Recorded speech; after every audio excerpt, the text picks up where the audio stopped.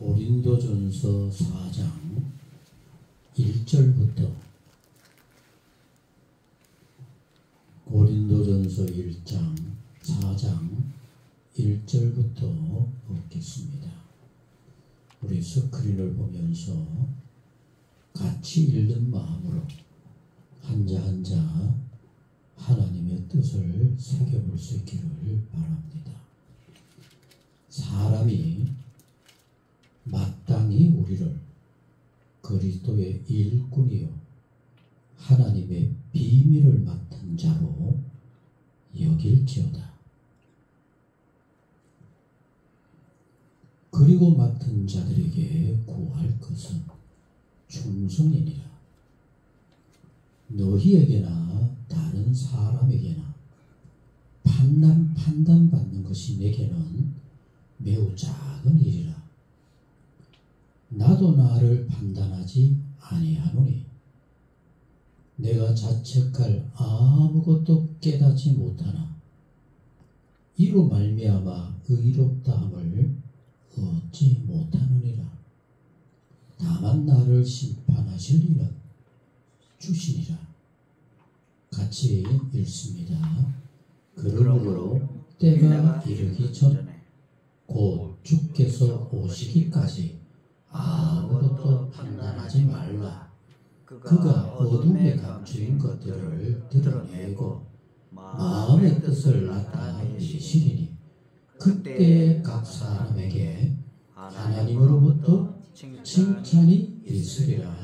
따라합니다. 하나님으로부터 칭찬이 있으리라. 아멘. 오늘의 나의 신앙의 아픔은 험하고 힘든 어려움이 있어서가 아닙니다. 하나님을 향한 마음이 있을까? 두려움 바로 그것입니다.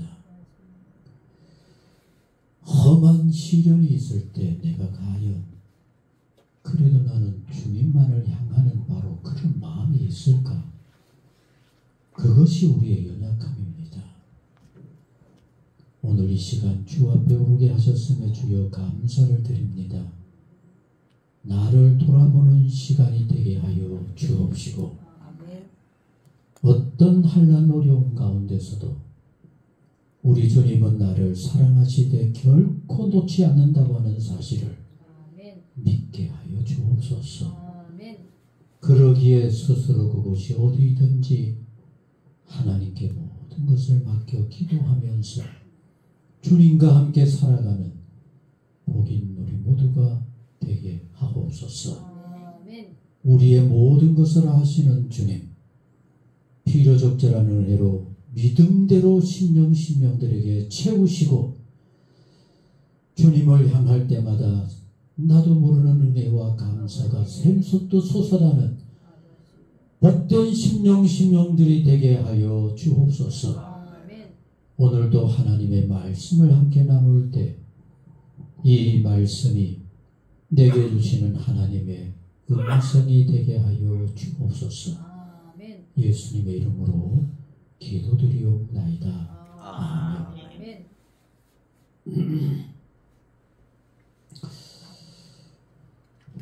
어떤 선생님과 제자가 서로 진지한 얘기를 나눕니다.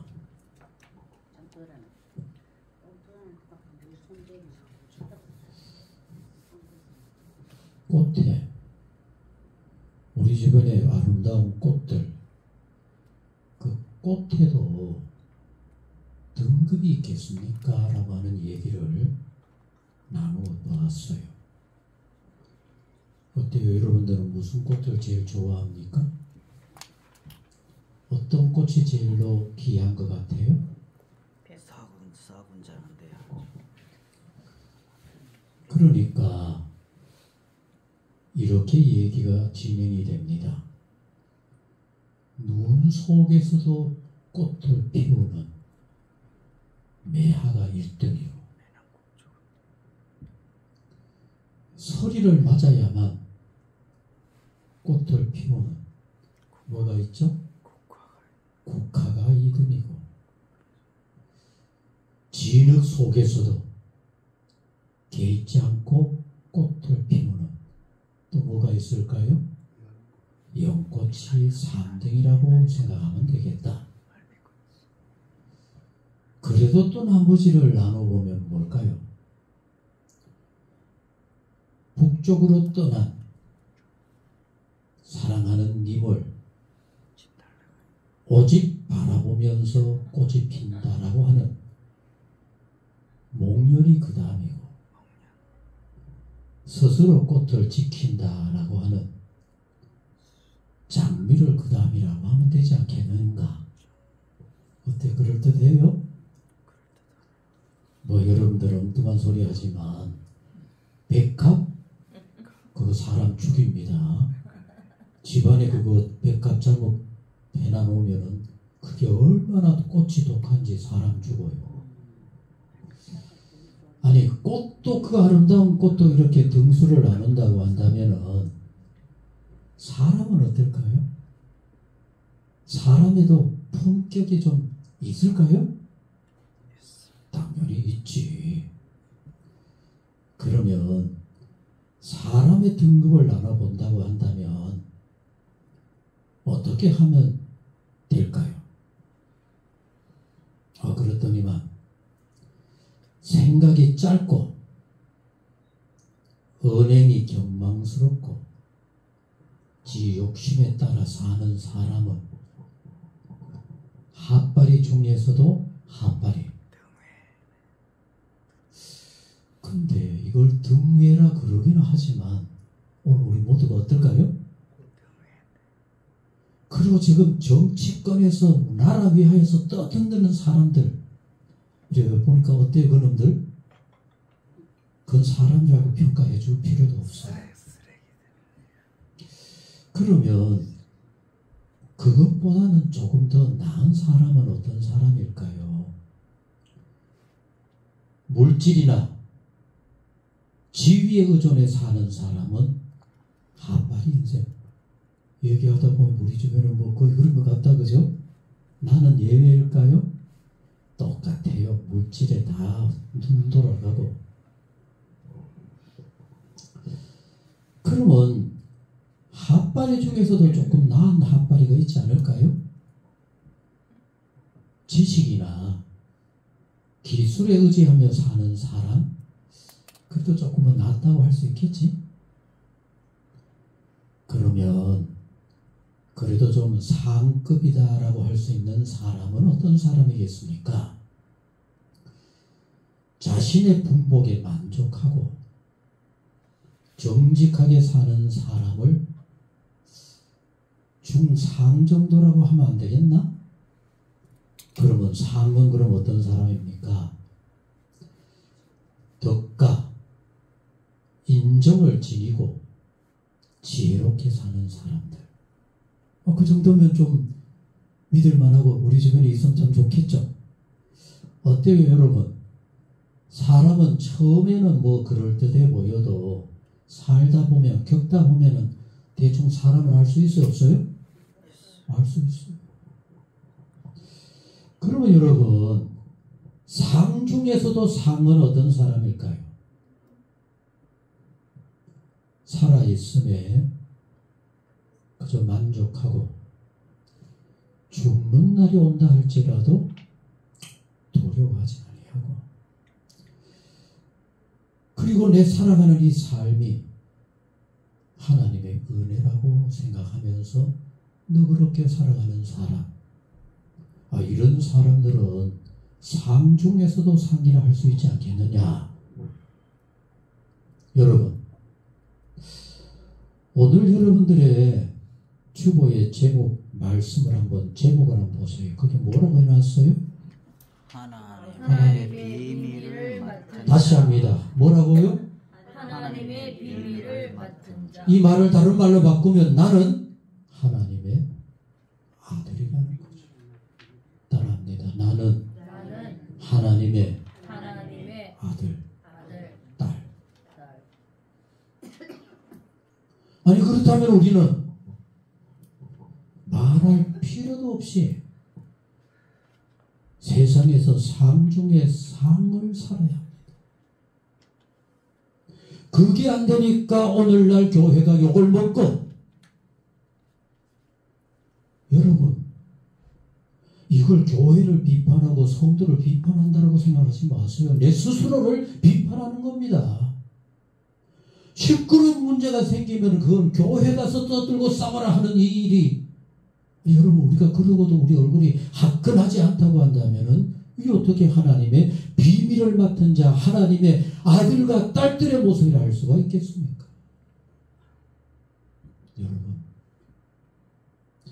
여러분은 어떻게 생각하는지 몰라도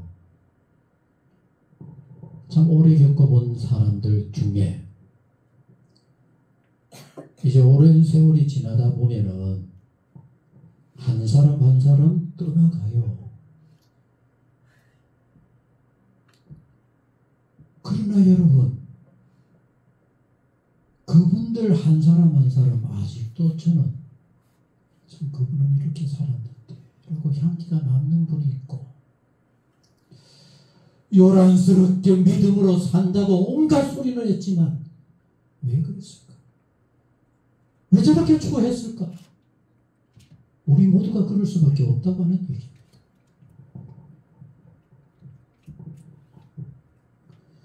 지난주에 나는 여러분들과 함께 우리는 하나님을 나의 아버지로 섬기는, 하나님과의 특별한 은혜와 관계 속에 살아가는 사람들이라는 것에 대해서 함께 생각해 보았습니다. 그렇다면 이제 우리가 고민해야 할 일은 내가 하나님의 자녀가 되었다는 데 만족할 것이 아니라 왜 나 같은 것을, 아무리 살펴보다도 대단하지 못한 우리를 왜 하나님이 거룩한 세상에서 최고의 인격자로 살아가야 할 하나님의 사람들로 불러주셨을까? 여러분, 구약 성경의 유대인들, 하나님의 택한 백성 이스라엘이 망한 이유는 자기들이 대단한 줄 알았어요.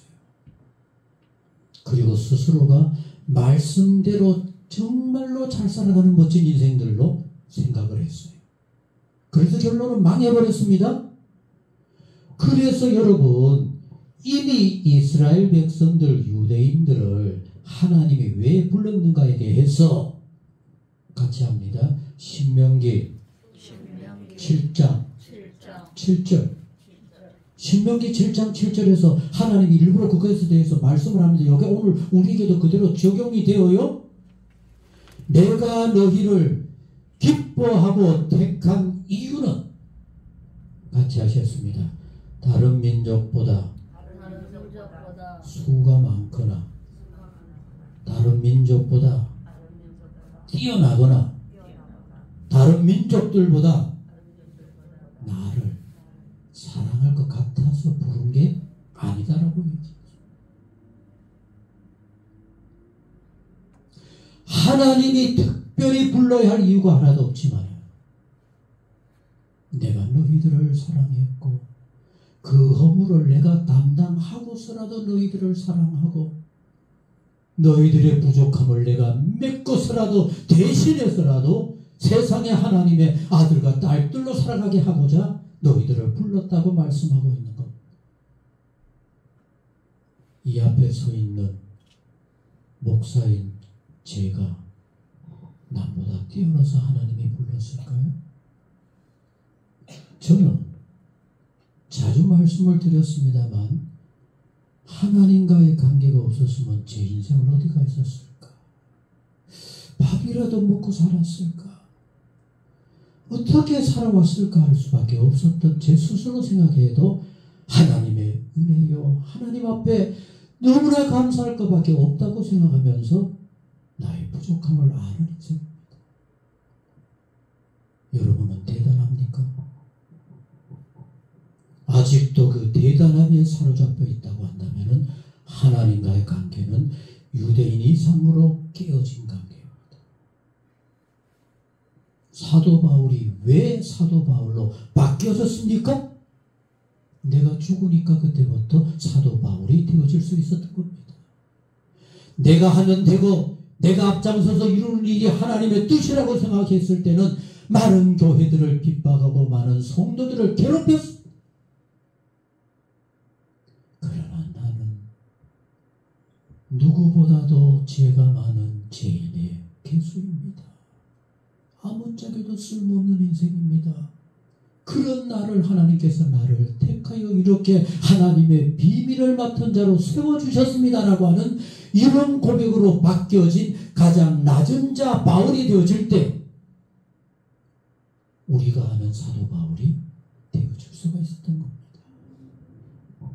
사랑하는 성도 여러분, 여러분과 저가 특별한 거 없지만 세상 사람들보다 옹졸하고 부끄럽고 연약한 존재들이었지만 너는 내 것이라 하나님께서 불러주시고 때를 따라 은혜 주신 그 이유, 오늘 성경은 사도 바울 우리에게 이렇게 소개하여 주고 있습니다.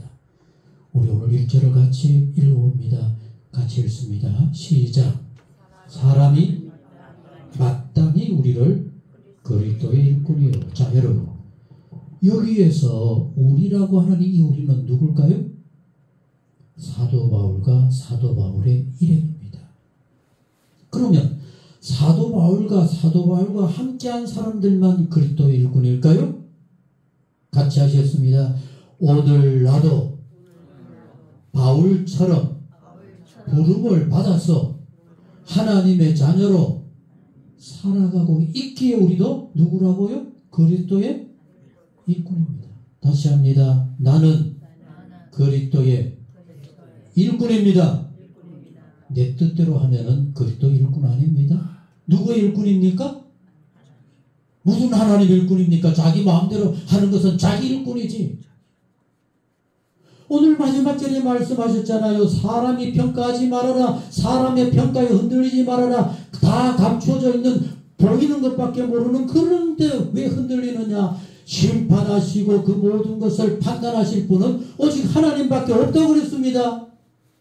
여러분, 나의 평가도 내 평가가 아니라 사람들의 평가가 아니라 하나님이 평가하셔요. 내 마음을 아시고 우리가 숨겨진 것과도 아시는 분이십니다.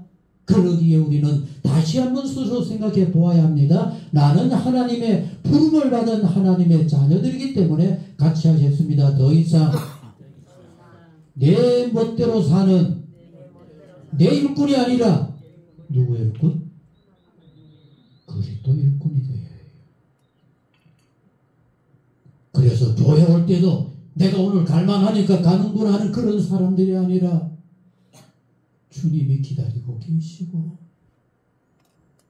나를 하나님 앞에 예배자로 불러주셨고 조금 전에도 한없이 불렀던 나를 위해 십자가에 죽으신 예수님이 나를 받고 나를 기다리고 계시기 때문에 달려갑니다 하는 이런 마음으로 주님을 향할 수 있을 때 그 사람이 바로 그리스도의 일꾼인 겁니다. 더 나아가서 또 뭐라 그랬습니까? 하나님의 다시 합니다. 하나님의 비밀을 맡은 자가 바로 하나님의 부름을 받은 오늘 우리들이라는 얘기입니다. 우리 조용히 한번 마음으로 새기면서 같이 하셨습니다. 나는 하나님의 비밀을 맡은 자. 여러분, 어떤 비밀을 맡았어요? 하나님의 여러분들을 소중하게 여겨 하나님께서 여러분들에게 하나님의 비밀을 맡겨서 일하게 한 사람들이 오늘 우리라고 했는데 내가 뭘 맡았을까요? 아브라함이 99세 어느 날이었어요. 하나님께서 아브라함의 집에 찾아온 겁니다. 놀라서 대접을 하고 그는 또 하나님의 형상으로 찾아오셨나? 여러분들 그래 착각할 수 있어요? 지나놓고 보니까 하나님이었다라고 하는 것이었지. 여러분 이거 꼭 기억해야 돼요.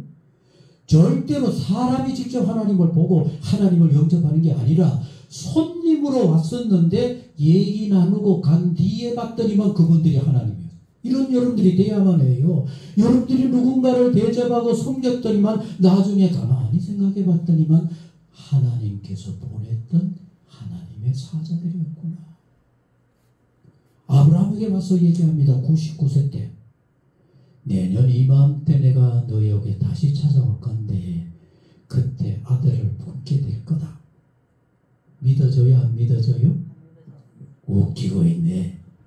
내가 100살이 내년이 되고 부인이 89살 무슨 아이가 있어. 그래가지고 빙긋이 어이없는 웃음.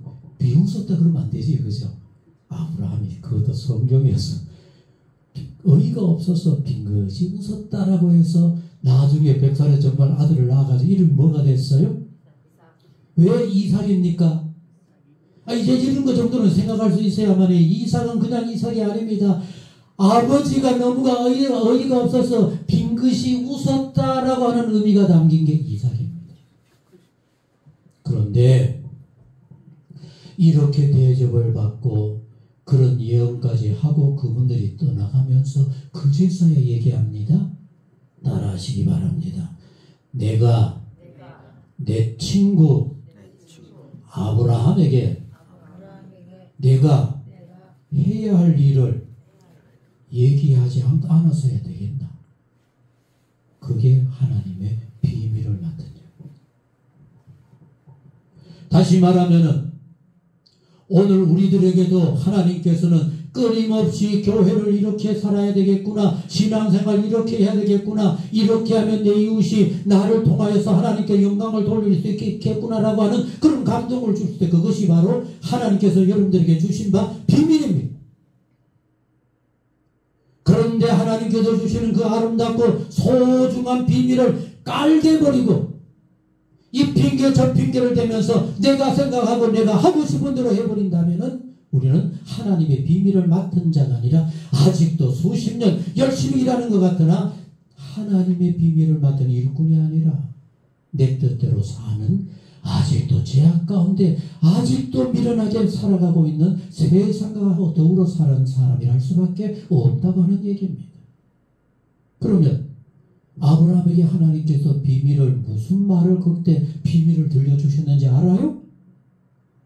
내가 왜 이번에 세상에 왔는지 아느냐? 소돔과 고모라 성이 너무 죄악으로 가득 차서 내가 소돔과 고모라 성을 멸망시키러 온 거야. 그 얘기를 아브라함에게 들려줬어요. 여러분 오늘 한번 생각해 보세요. 왜 하나님께서 아브라함에게 소돔과 고모라 성을 내가 멸망시키러 왔다라고 하는 얘기를 들려주셨을까요? 하나님의 비밀을 왜 아브라함에게 하나님께서 들려주셨을까요? 분명히 기억해야 합니다. 여러분 아브라함이 그 얘기를 듣고 소돔과 고모라 성을 위하여서 간절히 하나님 앞에 생명을 내걸고 기도합니다. 비밀을 맡은 자가 바로 그런 자세여야 합니다.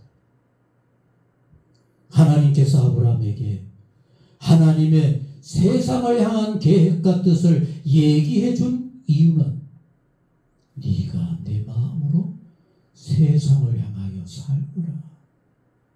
그리고 하나님은 소돔과 고모라 성이 멸망당하는 것을 기뻐할까요? 참으로 싫어할까요? 기뻐하는 일이라면 안 알려줘요. 그러나 여러분 나도 죄악으로 너무나 흉악한 그 소돔과 고모라 성 그래도 멸망시키기 싫어. 그러나 어쩔 수 없어. 저거 더 이상 좋다가는 세상의 죄악으로 가득 차버릴 것이기 때문에 멸망시킬 수 없어. 본보기로 삼을 수밖에 없어. 그러나 내 이 아픈 마음을 아브라함아 너는 알아라. 그래서 그 마음을 안, 그 비밀을 안 아브라함은 하나님 앞에 목숨을 걸고 매달려 기도하는 겁니다. 여러분 세상을 함부로 단죄하지 마세요. 내 마음에 그런 생각을 주신 이유는 하나님께서 그걸 내 마음속에 심어주시고 네가 그렇다면 세상을 위해서 어떻게 살아야 할 것인가 하나님의 비밀을 맡은 자는 아브라함처럼 목숨을 걸고 세상을 위하여 하나님의 뜻을 나타내고자 애쓰는 심령들이 되어야 한다는 얘기입니다. 그리스도인들은 세상을 향하여 하나님의 은혜와 용서를 구하는 사람들이, 즉 판단하고 비판하는 사람들만이 아니라고 하는 얘기입니다. 하나님께서는 하나님의 사람을 통하여서 일하게 되어집니다. 그게 하나님의 비밀을 맡은 자들이 할 수가 있는 겁니다. 여러분, 정말로 잘못 생각하면 안 돼요. 교회도 사람을 통해서 하나님의 뜻이 나타나는 것이지 하나님이 직접 교회를 이렇게 하고 저렇게 하고 이루어가는 게 아니라는 얘기입니다. 왜 나를, 왜 내게 이 자리에, 왜 내게 이런 일로 감당하게 했을까? 그게 바로 하나님의 비밀을 맡은 자라 할 수밖에 없는 겁니다. 요셉이 너무나 귀할 수밖에 없었던 이유는 어느 날 형들이 함께 공모를 해서 어린 동생을 죽이려 버린 겁니다. 왜 죽이는지도 모를 정도로 죽이려고 하다가 그것은 자기들 손으로 피묻힌 일이니까 그냥 외국에 팔아버렸어요. 종으로. 외국에 팔려가서 요셉이 얼마나 어려움을 겪습니까? 그뿐입니까? 멋지게 살아가겠다. 하나님 앞에 절대로 죄악은 저지르지 않겠다. 이렇게 다짐하는 요셉이 옥중에 갇혀서 언제 끌려나가 죽을지도 모르는 험악한 세월을 보내는 겁니다. 거기에서 꿈을 해석해주고 믿었던 그 사람들조차도 배신해버리는 아픔의 연속 고통을 겪습니다. 그러면 오늘 여러분 우리 모두는 어떻게 살아야 할까요? 성경 말씀이고 요셉이다 보니까 뭐 이래 했어요. 우리도 그렇게 살 수 있을 것 같아요. 천만의 말씀. 조그만 섭섭함만 당해도 저부터도 두고 보자. 언젠가 때가 되면 그럼도 꼬꾸라지는 건 나도 봐야지. 우리 그런 인생 아닙니까? 그러면 그렇게 소름을 당하고 그렇게 고통을 겪은 요셉이 형들이 나중에 자기한테 애걸복걸하면서 매달렸을 때 뭐라고 얘기해야 됩니까? 오늘 여러분들이 함부로 얘기했던 얘기들 속에 아직도 제 귀에 생생하게 들려집니다. 제가 만났던 여러 사람들도 그때 내게 나를 이렇게 힘들게 했던 고놈들, 내가 힘들어할 때 아무도 손 내밀지 않았던 고놈들, 그런 얘기 저도 들어봤어요. 그런데 요셉은 왜 하나님의 비밀을 맡은 자였고 왜 우리가 요셉이 귀하다 얘기했을까를 당당하게 보여줍니다. 뭐라고 합니까? 창세기 45장 7절에 형들이 그 앞에 와서 애걸복걸할 때 형들 앞에 당당하게 이렇게 얘기합니다. 형들이여, 형들이 나를 팔아서 내가 고생했다는 거 형들 때문에 생각하지 마세요. 저것들이 또 형들이 아닙니다. 같이 하셨습니다. 하나님께서 우리 민족의 생명을 보존하게 하기 위해서 나를 하나님께서 먼저 보낸 겁니다. 형들은 도구였을 뿐입니다. 형들은 이용당했을 것 뿐인 겁니다. 뭘 용서해? 하나님의 은혜로 하나님의 뜻으로 이루어져가는 온 세상 내 생의 모든 문제라고 한다면 뭘 불평을 하고 원망을 하고 누구를 용서해요? 모든 문제, 모든 해결책이 바로 내게 있는데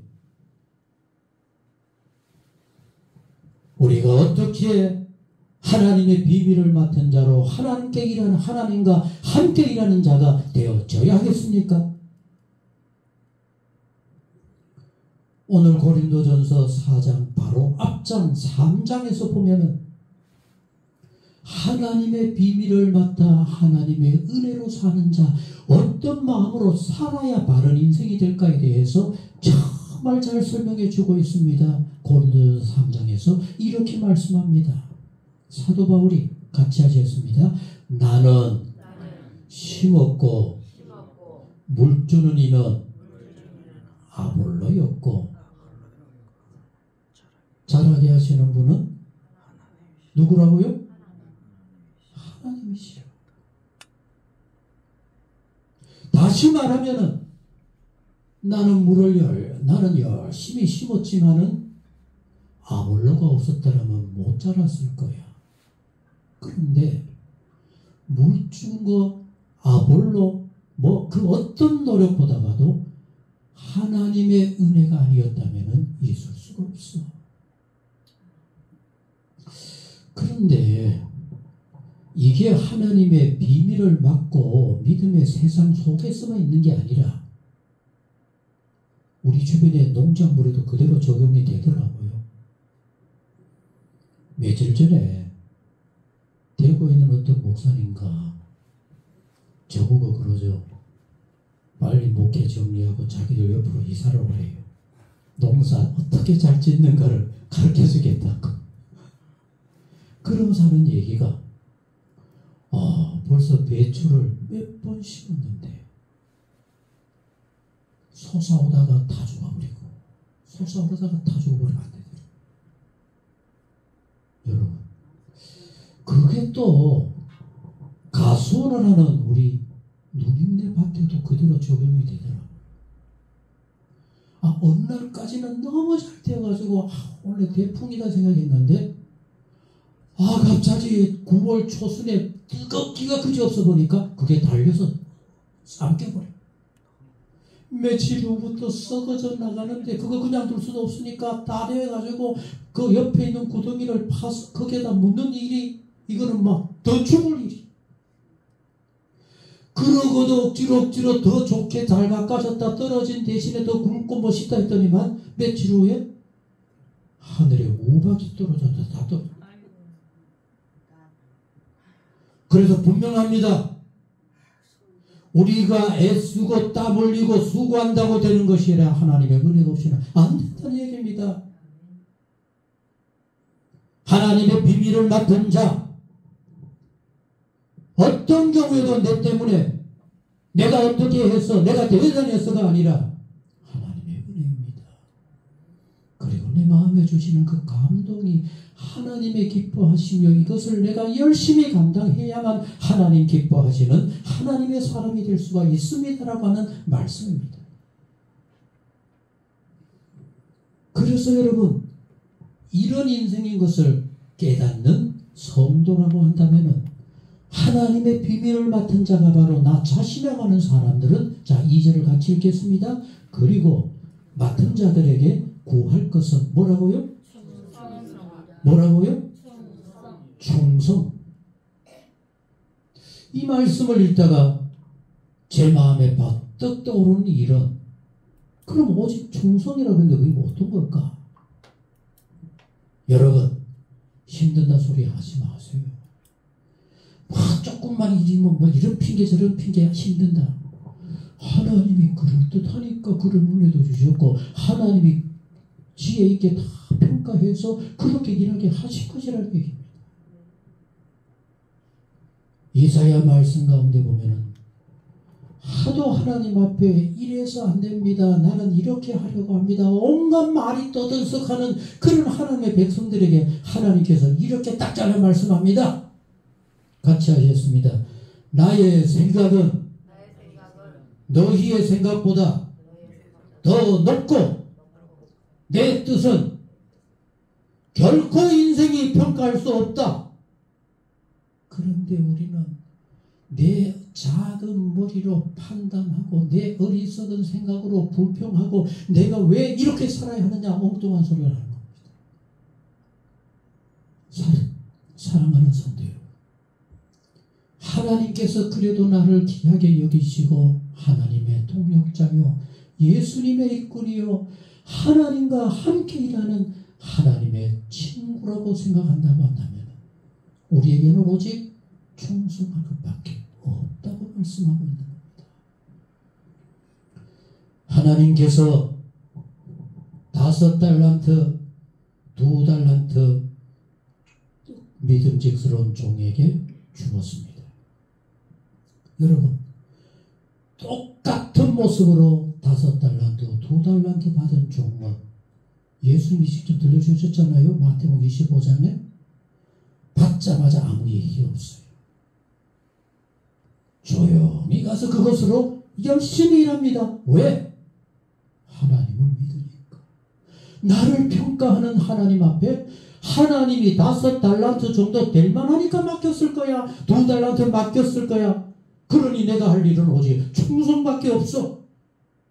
그래서 그들은 열심히 해서 배에나 남겼습니다. 주인의 기쁨이 되었습니다. 그러나 하나님이 보실 때도 하나밖에 되지도 않은 인간이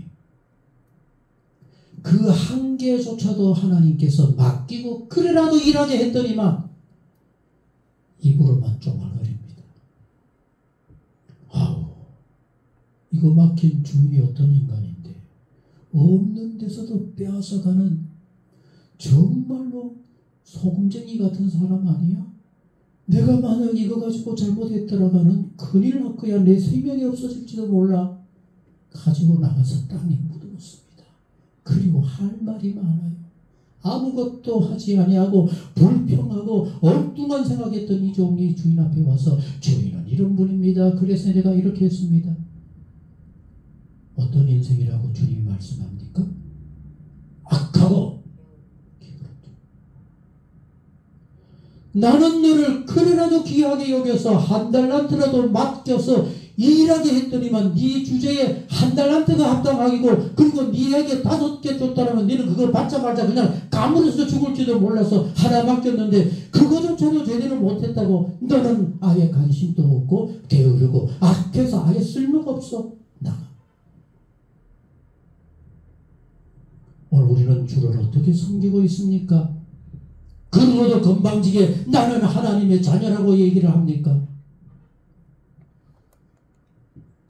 이제 우리는 우리 스스로를 돌아봐야 합니다. 오직 심판하시는 분은 앞에 있는 목사가 아닙니다.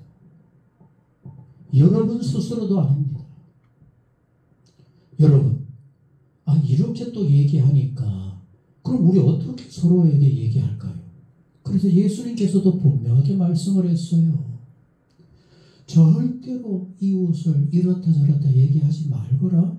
왜 그런가 하면은 따라하시겠습니다. 네 눈 속에는 들보가 있으면서 이웃에 뭘 빼라 그런다고요? 티끌 하나 보일까 말까는 그 티끌을 발견하고는 어쩌고 하나님이 그거 할까요? 모를까요? 다 아세요. 더 나아가서 하나님 예수님께서 우리에게 또 이렇게 이거는 경고입니다. 같이 하셨습니다. 네가 비판한 대로 그대로 비판을 받아. 그럼 어떻게 해야 될까? 좋은 얘기만 해요.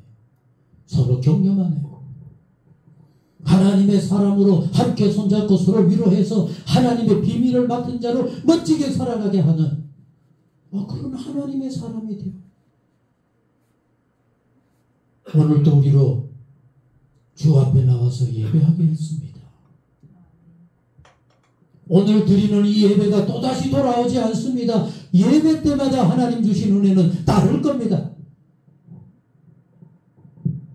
그렇다면 내 인생의 가장 소중한 예배인 줄로 믿고 여러분들의 마음속에 하나님의 사랑하는 자녀일 뿐만 아니라 하나님이 이루고자 하는 세상 속에서 하나님의 뜻을 나를 통하여 이루어가고자 하는데 기도할 때 마음먹은 거, 세상 살아갈 때 마음먹은 거, 나도 모르게 내 마음에 감동을 주신 거, 설교 말씀을 들으면서 내게 들려주신 하나님의 말씀 마음에 깊이 생기고 하나님의 사람으로 부끄러우지 않게 열심히 살아가야 되겠다.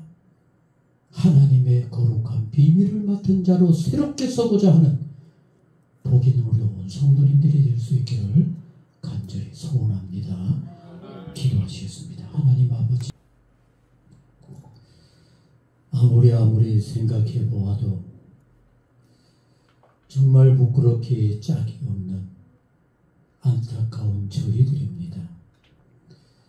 오늘 있음도 하나님의 은혜요. 그래도 살게 하신 것은 날 사랑하시고 너는 내 것이라 그래도 내게 필요하다고 하나님께서 오늘을 살게 하신 줄로 믿습니다. 나를 통하여 이루고자 하시는 하나님의 비밀을 찾게 하여 주옵시고 그 비밀을 위해서 어떤 어려움이 있다 할지라도 누가 뭐라 그런다 할지라도 열심으로 감당하며 살아가는 우리 모두의 남은 날들이 되게 하여 주옵소서. 그래서 하나님 때를 따라 은혜를 주시고 붙잡아 주시고 감당할 수 있도록 크고 놀라운 은총으로 역사하실 만한 복 있는 우리 모두가 꼭 되게 하여 주옵소서.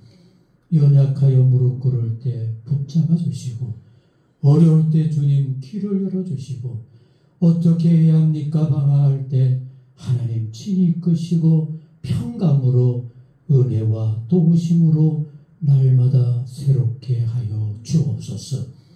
오늘도 정성스러운 예물을 아버지 앞에 바치게 하시니 주여 감사를 드립니다. 받으실 만한 아름다운 예물들이 되게 하여 주옵소서. 기쁘게 받으시고 참 잘하는구나. 내가 넘치게 채워야 되겠다. 너의 믿음대로 될지어다. 축복의 예물이 되게 하여 주옵소서. 아버지 하나님, 연약한 분에게는 새 힘을 주시고 하나님의 특별한 도움이 필요한 가정과 일터에는 전능하신 하나님, 크고도 놀라우신 하나님의 은혜가 가득한 가정과 일터 모든 삶이 되게 하여 주옵소서. 일천번제를 귀하게 받으시고 하나하나 때를 따라 아름답게 이루어지게 하여 주옵소서. 주일헌금을 복되게 하시고 11조 예물이 더욱더 풍성하여 감사와 찬양이 넘치게 하여 주옵소서. 여러 모양의 감사 날로 더하게 하시고 이 모든 예물 하늘나라 영광의 예물 하나님 믿음으로 받으시는 축복의 예물이 되게 하여 주옵소서. 이제는 우리 주 예수 그리스도의 은혜와 하나님 아버지 무한하신 사랑과 성령의 교통하시고 역사 충만하심이 범사를 주께 맡기고 주님의 은혜와 주의 기뻐하심을 향하여 하나님의 비밀을 맡은 자같이 열심히 달려가기를 소원하는 모든 성도의 모든 생활 위에 영원히 함께 하옵시기를 축원하옵나이다.